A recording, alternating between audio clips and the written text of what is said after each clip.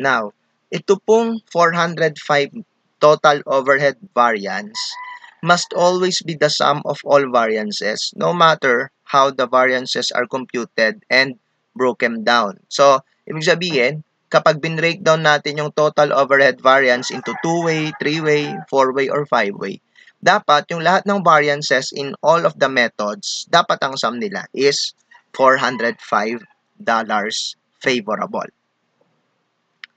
So now let's now proceed with the two-way variance na tinatawag natin na convo variance. So the convo variance, ang composition niya dalawa. Ang isa ay yung tinatawag na controllable variance which measures the effectivity of management in controlling overhead costs of which they are directly responsible. So yung controllable variance po, no, ang sinusukat niya is gaano kagaling yung management mag-control or sabihin natin gaano kagaling yung management mag-control ng mga input or cost driver na nagdidikta ng variable overhead, no? So take note, yung controllable variance may kinalaman lang siya sa variable overhead, no? So as we have learned in our previous lesson sa cost accounting, di ba? Meron tayong mga tinatawag na cost driver. So sa controllable variance, ang tanong is gaano ba kagaling yung management mag-control ng mga cost driver na nagdidikta naman ng amount ng overhead, variable overhead. Okay? So yun po yung sinusukat nitong variance na ito. So the controllable variance is the difference between the actual overhead and the budgeted overhead for actual output. So this amount, no, yung amount letter B, budgeted overhead for actual output, this amount is the amount that would have been budgeted if the actual number of output was known during the time of budget preparation, no? Kasi ang nagiging problema kasi talaga sa overhead variance analysis ay yung yung 'di ba, pag tiningnan mo yung ibang mga book, napakaraming mga book, meron silang mga BAS, BAA, no? BAS is budgeted allowance for standard hours, budgeted allowance for actual hours, no? Sa dami ng variance, no? Pag kinabisan mo yung mga formula na yan, malilito ka na kasi maglalabo-labo na yan sa dami ng mga inaaral mo. So kapag nag-aaral tayo ng variance, hindi talaga effective yung this is my personal opinion, by the way, no? Personal experience. Hindi talaga effective yung kakabisahin mo lang yung formula. No, kasi nga, kagaya ng sabi ko, pag kinabisa mo lang siya, maghahalo-halo na sila kapag mag-e-exam na. So, ang secret talaga is kailangan maunawaan mo yung bawat variance, no? Para mas madali mong ma-recall kung paano siya i-solve. At pangalawa, no, ang problema kasi pag nagkabisa ka ng formula is, halimbawa, ang tinanong, idle capacity variance, kailangan alam mo yung kunwari, dalawang total amount, no? Bago mo pagmaminosin yun, no? Medyo, para sa akin, impractical siya, time-consuming. Mas maganda talaga is, alam mong isolve yung bawat variance independently, nang hindi sila nakadepende sa iba pang variance, no? Halimbawa, sabihin mo, ay, kailangan para makompute ko yung idle capacity variance, dapat alam ko yung ganitong amount, yung BAA, tsaka yung BAS, no? Hindi mo rin nakalimutan mo na paano computein yung BAA at BAS. Diba? So, wala na, no? Theory ka na doon. Wala ka nang masasagot, no? So, kailangan talaga maintindihan natin yung nature ng bawat variance. So, yun yung ina-attempt ko dito sa video na ito, no? Dito sa series of video na ginagawa ko. Okay, so balik tayo. So, what is the budgeted overhead for actual output? So, sabi nga dito, ito daw yung amount na ibabudget mo kung nung araw na nagagawa ka ng budget, alam mo kung ilang output yung magagawa mo. Okay, parang ano yan, no? Parang kang may time machine diyan.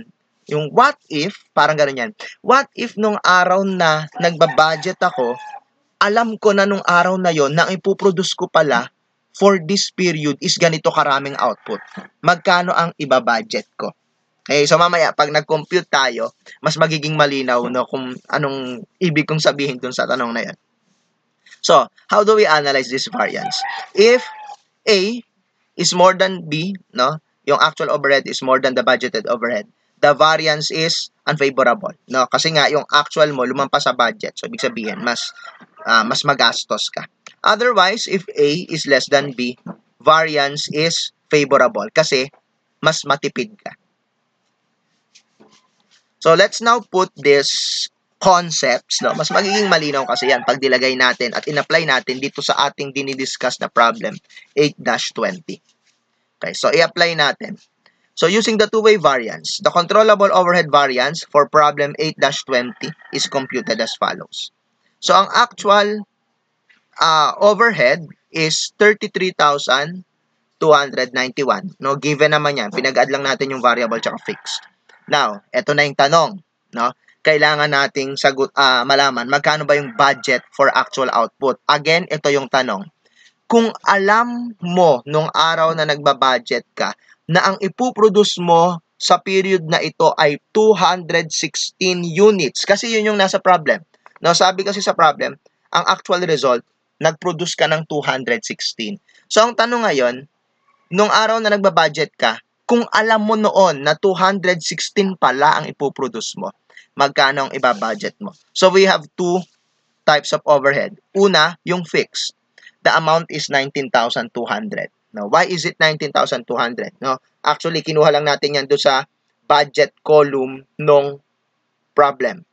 Kasi, di ba yung fixed overhead, ang nature niya, kahit ilang units pa ang iplano mong i-produce, the budgeted fixed overhead will be the same. So, kung magpaplano ka mag-produce ng 216, ang budget fixed overhead mo is 19,200. Kung gusto mong mag-produce ng 219 units, fixed overhead budgeted mo, 19,200 pa din. Okay? Magpaplano kang mag-produce ng 207, ganun pa din yung fixed overhead na ibabudget mo, 19,200. Reason? Fixed nga siya eh. And let me emphasize here, magkaiba po ang budgeted overhead sa applied overhead. Magkaiba po yan especially sa fixed cost. No? Magkaiba yung budgeted fixed overhead at yung applied fixed overhead. Okay. Anyway, ituloy natin. So, budgeted fixed is 19,200. How about for the variable overhead? So, ang variable overhead rate daw kasi is $30 per assembly hour times 2 hours na standard assembly hour per unit times ilang units yung na-produce, no? 216. Yun nga yung binabudgetan mo. Kasi nga ang tanong natin, kung alam mo nung araw na nagbabudget ka na 216 pa lang ipoproduce mo, magkano ibabudget mo? So, ito yung solution natin. $30 times 2 times 216. So, the answer is 12,960. So, adding the 2, that will give you the budget for actual output, 32,160. Okay?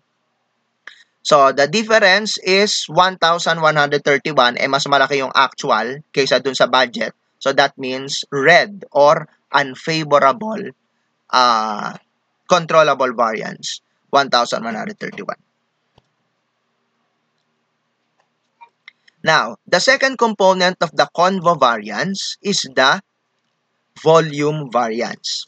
So, volume variance is primarily a fixed overhead variance. So, pakitandaan niya na, yung controllable variance, variable overhead variance yon.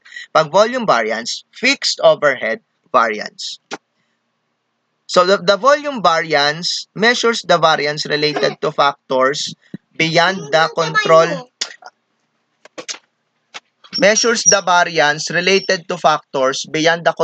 of management, no? So ang mini-measure ng variance na to is yung variance caused by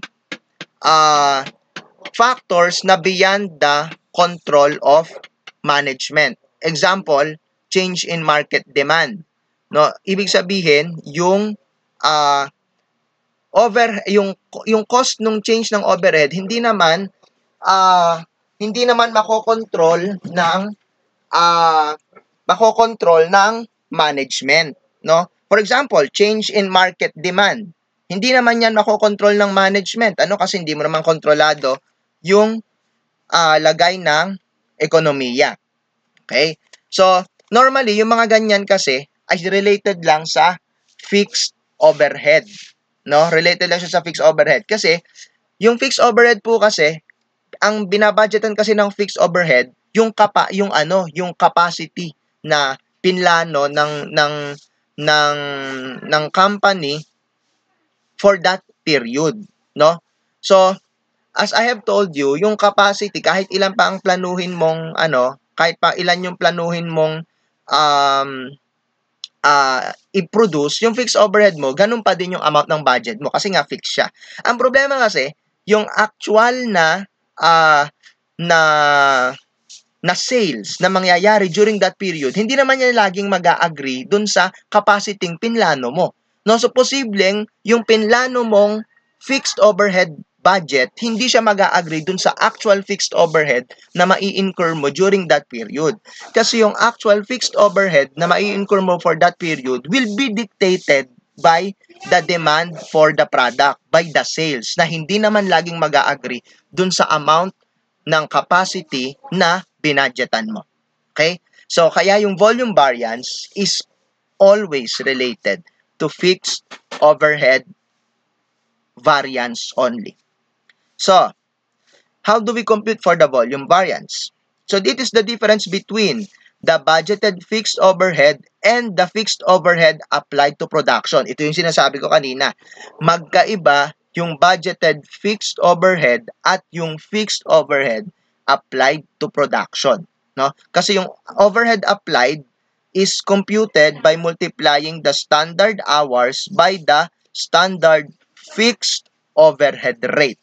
Na yung standard fixed overhead rate naman ay base sa budget. Okay? So, let us apply these concepts now dun sa ating problem. By the way, sorry, meron palang kasunod. The analysis of the variance. If the budget is more than the fixed overhead applied to production, the variance is unfavorable. O baka magtaka ka, no? Sir, mas malaki yung budget dun sa overhead na in-applied, no? Fixed overhead applied. Bakit siya unfavorable, no? Kasi po, fixed overhead yung pinag-uusapan natin dito. So, kapag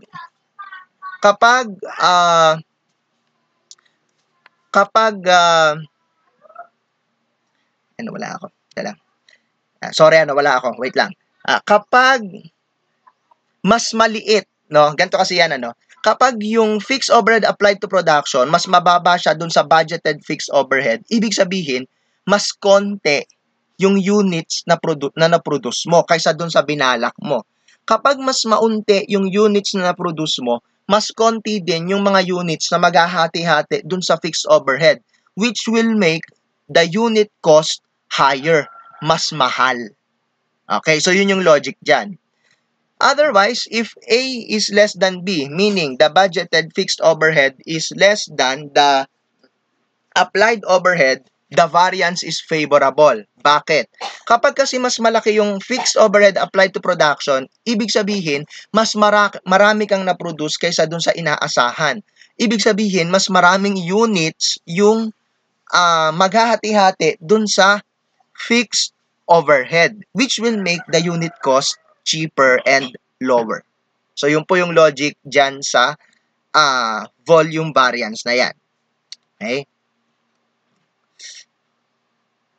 So, applying these concepts with, or applying the concepts to our problem, okay. So, let us compute the volume variance dun sa problem 8-20. So, the budgeted fixed overhead, given siya, is 19,200. How much is the applied fixed overhead? So, the computation is 19,200 divided by 200 times 216. So, bakit ganon yung computation? Yung first part niya, 19,200 divided by 200 is the budgeted fixed overhead rate per unit. O, tingnan mo yung problem. Di ba yung budgeted fixed overhead is 19,200? Yung budgeted production is 200 units. So, pag di-divide mo yung dalawa, that will give you the fixed overhead, standard fixed overhead per unit. I-multiply mo ngayon yan dun sa actual units na na-produce mo, which is 216. So, that will give you 20,736. So, comparing the two, budgeted fixed, 19,200, pero ang applied is 20,736. So, ibig sabihin, mas malaki yung applied kaysa sa budgeted, ibig sabihin yan, mas marami kang na-produce kaysa dun sa inaasahan, which is actually true sa problem. Ang binadgetan mo, 200, pero ang na-produce mo, 216. Ibig sabihin, mas maraming units yung maghahati-hati dun sa fixed overhead, which will make the unit cost lower and the product cheaper. This means the variance is green or favorable, 1,536.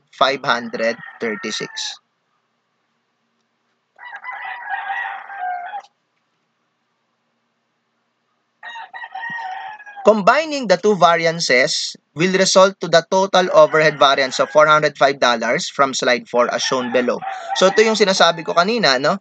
Kailangan, pag hinati mo yung total variance into controllable and volume, ito nga yung dalawa nating sinolve, yung 1131 na unfavorable at volume variance na unfavorable. Pag pinang-combine mo yan, total overhead variance of 405 favorable, which is equal dun sa kinompute nating total overhead variance dun sa slide number 4 na 405.